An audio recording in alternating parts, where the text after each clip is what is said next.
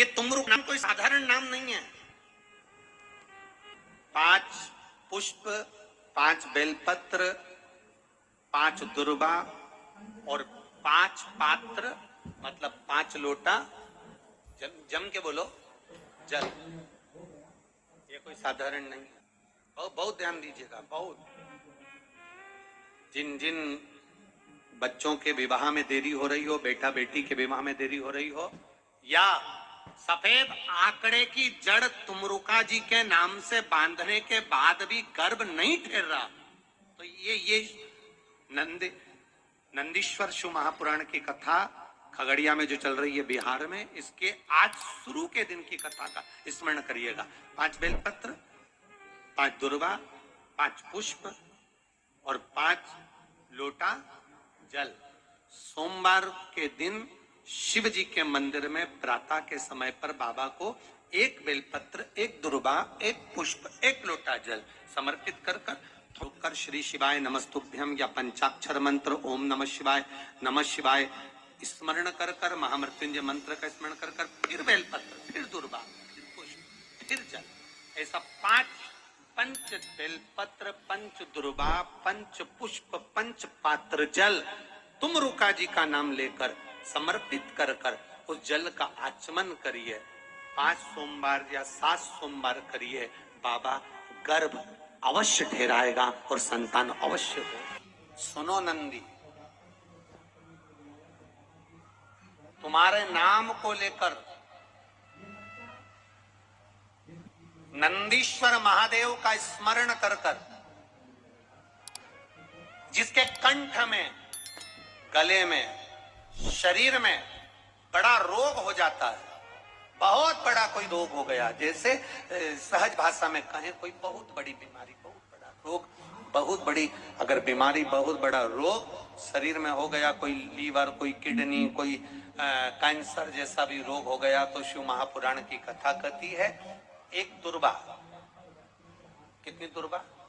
1 दुर्वा, 1 दुर्वा, 1 बेलपत्र नंदीश्वर महादेव के नाम से शंकर जी को समर्पित कर दो। पहले दुर्वा चढ़ा दो। जैसे आपके पास में दुर्वा हो तो पहले शिवलिंग पर दुर्वा चढ़ाओ और दुर्वा चढ़ाने के बाद में फिर बेलपत्र समर्पित करो और समर्पित करने के बाद में धीरे धीरे देवाधिदेव महादेव पर जल का पात्र से, तांबे के कलश से धीरे धीरे शिव जी को जल समर्पित करो। धीरे धीरे भगवान शंकर को फिर जल समर्पित करना प्रारंभ। जब आप धीरे धीरे जल चढ़ाना प्रारंभ करेंगे, जल चढ़ाएंगे, धीरे धीरे जल चढ़ाकर उसको दुर्वा बेलपत्र जो चढ़ाई है उसके ऊपर से चढ़े हुए जल को आप लेकर आएंगे। नंदीश्वर शिव जी का नाम लेकर, नंदीश्वर महादेव का नाम लेकर उस जल को किडनी, लीवर, कैंसर जैसे बड़े बड़े रोग जिसके शरीर में हो गए हों, उसको मात्र आधे से आधा चम्मच जल भी रोज प्रतिदिन दुर्वा बेलपत्र चढ़ाने के बाद जो चढ़ाया गया जल है उसको लाकर पिलाएंगे। धीरे धीरे बाबा नंदीश्वर का नाम लेकर चढ़ाएंगे तो आराम लगना प्रारंभ हो जाएगा। नंदीश्वर महादेव। शिव मंदिर जाते हो आप लोग, शंकर जी के मंदिर जाते हो तो कभी आपको एक बात कही थी कि जब बहुत ज्यादा टेंशन हो, बहुत तकलीफ हो, बहुत कष्ट हो, बहुत दुख के समय अगर बहुत टेंशन में अगर जीवन निकल रहा हो तो कहाँ बैठने का कहा था? नंदी के पास। और क्या देखने का कहा था? शिवलिंग का दर्शन। क्यों कहा, किस लिए कहा? तो नंदीश्वर शिव महापुराण की कथा कहती है, नंदीश्वर शिव महापुराण की कथा वर्णन करती है, जब हम नंदी के पास बैठकर भगवान शिव को एकाग्र चित्त से मौन होकर देख रहे होते,